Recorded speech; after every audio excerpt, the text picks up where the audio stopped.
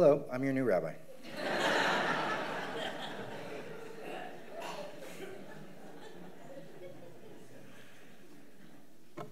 I'm very happy to be here. Through the miracle of modern technology, I have been issued with a quick start guide. You know, like a dishwasher or an iPad. And it seems on Rosh Hashanah like this is the right moment to share it with you. Here we are. Welcome to your new rabbi, and congratulations.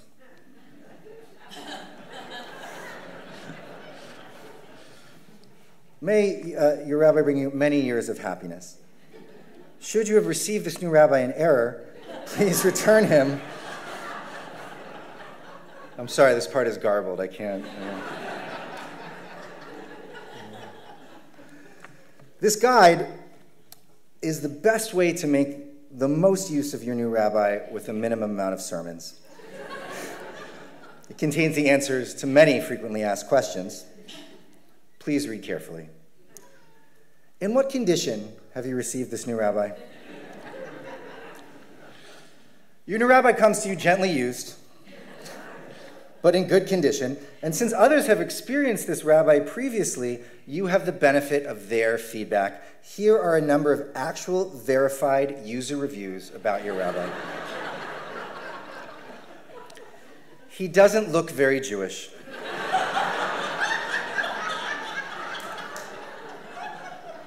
And our personal favorite, he reminds me of one of those youth pastors who wants to sit down and rap with you. But after a while, he grows on you, and you realize that his heart is in the right place. What are the strengths of this model of rabbi, and does he do children's birthday parties? It's a good question. You know, in the past 2 centuries, the role of the rabbi has changed unrecognizably. Right? It was a time in which largely that role of the rabbi was to take care of the community, to take care of the poor, and to guide the community through the intricacies of Jewish law. Our needs for rabbis are different. We need them to be spiritual and moral guides, of course, but also fundraisers, board developers, good at marketing, excellent preachers, educators of children, educators of adult, competent administrators, ritual innovators, institutional visionaries, and to have exactly the right position on Israel. And, of course, to respond to email in under 24 hours. I'm still working on that last one. Look, my job, our job, is not the only job to have grown past the point of sustainability. Right? If you think about it, many of your careers have as well. Think about what we ask of the average pediatrician or school teacher, and you'll know what I'm talking about. And honestly, it's a conversation for another time, not perhaps here. But I can tell you what perhaps the strengths of this rabbi are, which is, he hopes, his sincerity. This rabbi cares deeply about people. He loves the God of his understanding, and he's devoted to a living Torah that is organically connected to the past and hopefully will blossom into a beautiful future. He believes that the role of spiritual community is to help people discern what is important from what is not, and to chuck the rest. And that a place like this should be filled with joy and meaning. Every room, every window, every seat. And he's devoted to making that happen. He will cry with you, and he can laugh at himself. He does do children's birthday parties, but they prefer Pokemon.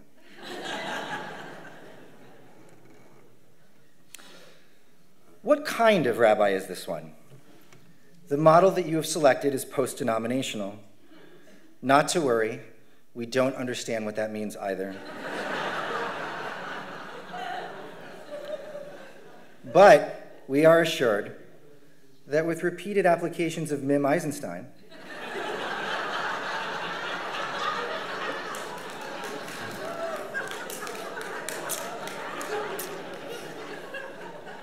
he will become a perfectly adequate Reconstructionist rabbi.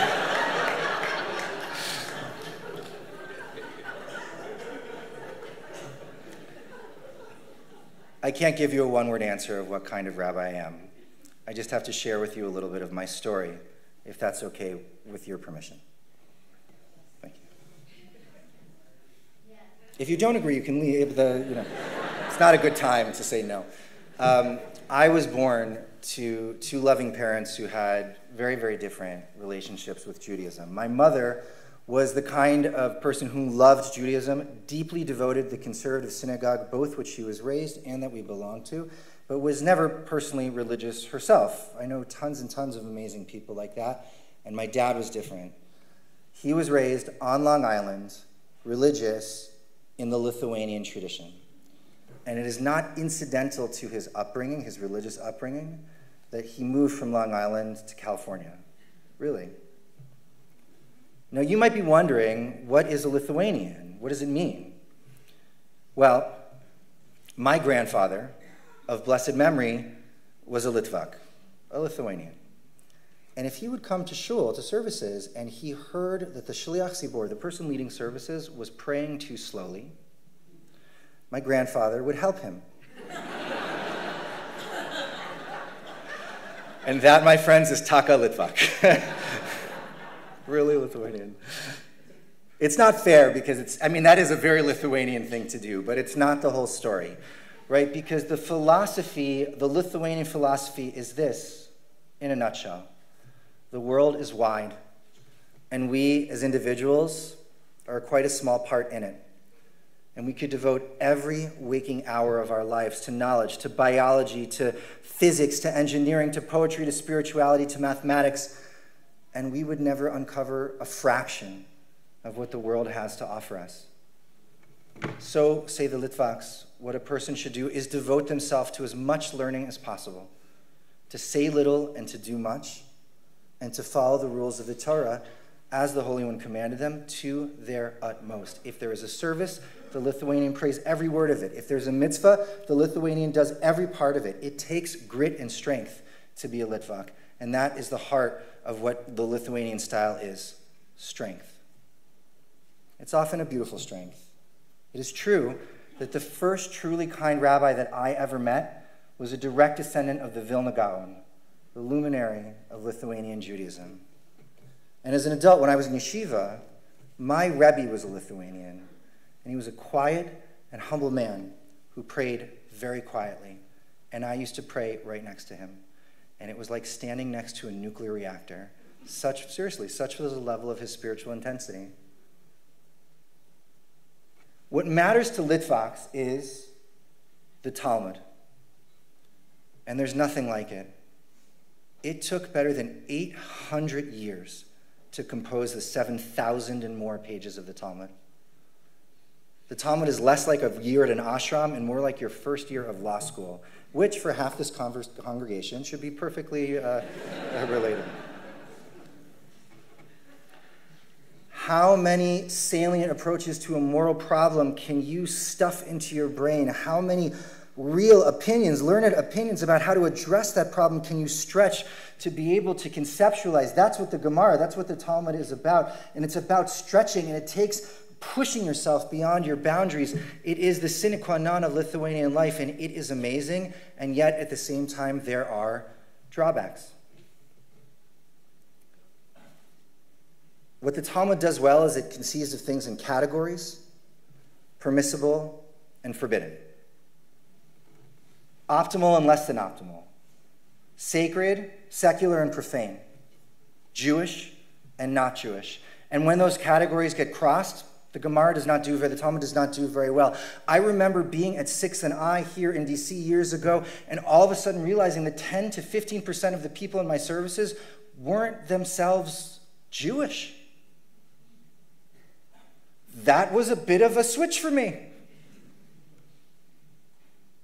And when I realized why they were there, because they were devoted, they had fallen in love with Jewish people and were devoted to their partners, and that together, actually, this coming together of opposites more often than not brought a renewed devotion and interest in Jewish life, well, the Talmud didn't have words for that. And I knew that something needed to give. And it turned out what needed to give was me. Back to the guide for a second. Here we go.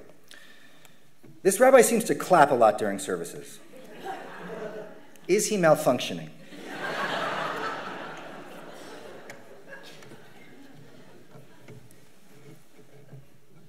I'm not malfunctioning. I'm just a chassid. Hasidic in English. And many of us think of Hasidim as with the black hats and the suits and the peyot, the side curls. You live in Williamsburg. But in truth, Hasidut or Hasidus is less of a level of religiosity and much more of an approach to Judaism. It was born in the wilds of the Carpathian Mountains in the 18th century, and it was direct reaction to Lithuanianism. Basically, Lithuanian Judaism had become so ivory tower, the lives of simple people, that the ways of people who didn't fit the mold were almost completely excluded. And one of those mold breakers was named Yisrael ben Eliezer, Israel, the son of Eliezer, who was then known as the Baal Shem Tov. And the Baal Shem Tov's life is shrouded in mystery. But what we know about him is that all Hasidic teaching is descended from him. And here is it in a nutshell, where the Lithuanians say, the world is wide and you're a small piece in it. The Hasidim would tell you, Bishvili nivra olam. It is for you that this entire world was created. Truly. You're not insignificant. There is nothing more significant than a human soul. And the most important thing is that you know that you are loved deeply. When I was a kid, God's love was expressed in lessons from the Torah. God was a teacher, and the lessons were to push us and to make us better and to help us work harder. But that's not the Hasidic way of loving. The Hasidic way of thinking of things, God loves you like a mother. You don't have to do anything. You just have to be. And the spiritual path, far from pushing yourself, is about removing the kind of obstacles and illusions that keep you from the truth, that you are a being of an infinite worth, and that your job is to help other people understand that too. Do that, teach the Hasidim, and the world will be fixed. I loved that kind of love. I still do. Still, one of the things I'll tell you is that Hasidut has its drawbacks as well. Ask Mim.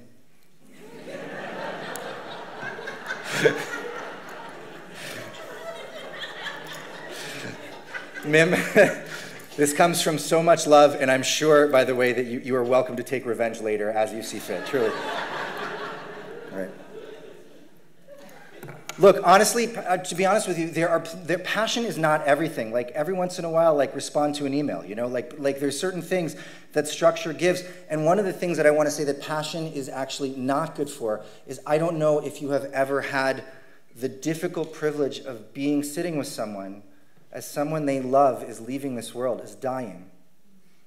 And one of the things you will learn as you sit at their bedside is that tonight no poetry will suffice. There is nothing that a person can say to take away the pain. But if you sit with them, and you're with them as they bury their loved one, and then at their house at Shiva, and then through Shloshim, and then if it's a parent through the first year, you learn that there is a different kind of love expressed in care that is deeply, deeply important. And one of the things I think that Hasidus also struggles with is that it really knows the language of love to excuse illusions of others, and sometimes life is not so lovely, you know? You also have to embrace the part of humanity that isn't so lovely. And some of the things that happen in Hasidic communities, occasionally, not all of them, it's not a good thing, is that things that are not love are called love, and that's very toxic, you know? And so that needed help too. And all of this was rushing in on me as it came time for me to find a new spiritual home.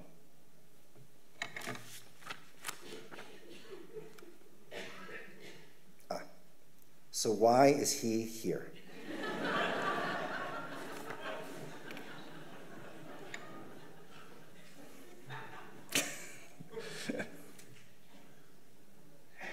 So in Jewish mysticism and the Kabbalah, there's a kind of spiritual tree, the sphirot of virtues that undergird the construction of the universe. And they're patterned off the pattern of the human body. And if you want to know how a tree is also a body, that's Kabbalah, enjoy. But the way that it works is that the intellectual faculties are up here towards the head, and the foundational faculties are down here in the legs. But in the arms, in the hands, on the right is strength, and on the left is love. And if you draw a line between the two of them, right in the middle, the perfect blend beneath them is what the Kabbalah calls tiferet, which means beauty. And that beauty is mapped right on the heart. And when I thought about the place that I hope to be, and the life of Torah and being a rabbi that I hope to live, heartful beauty was at the top of that list.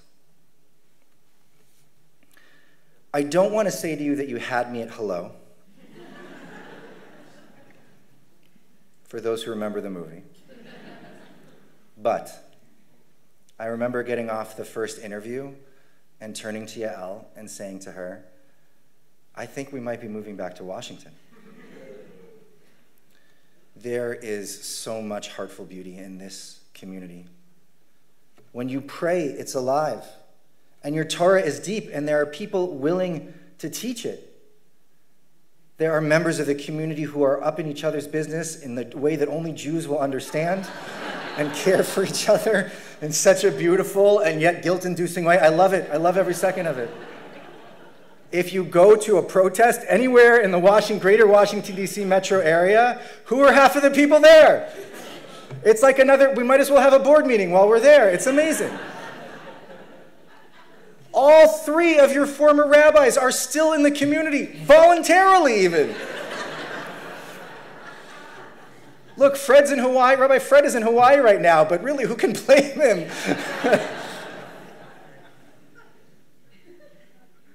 But I'll tell you, do you want to know what it really was?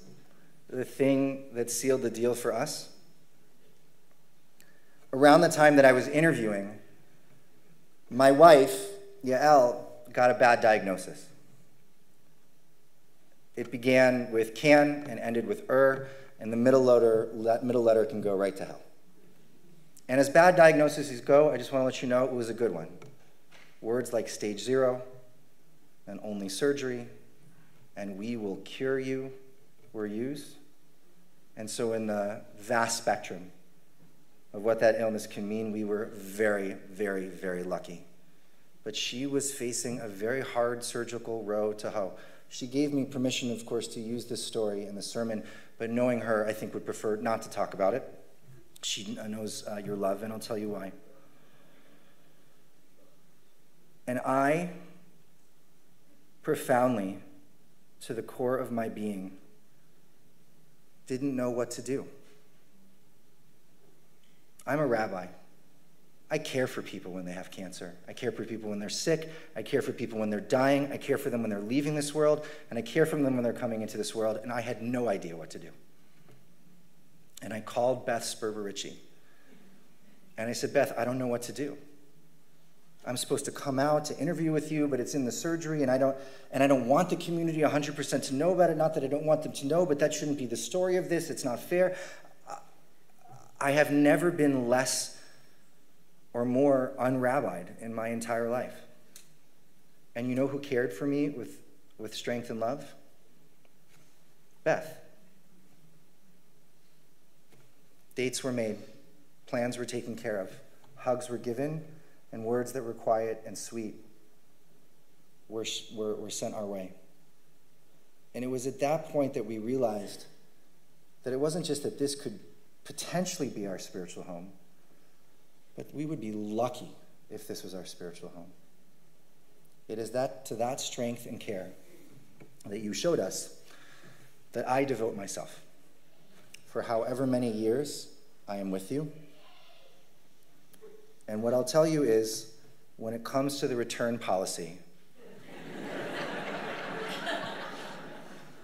I am afraid that you might be stuck with me. Shana Tova to you.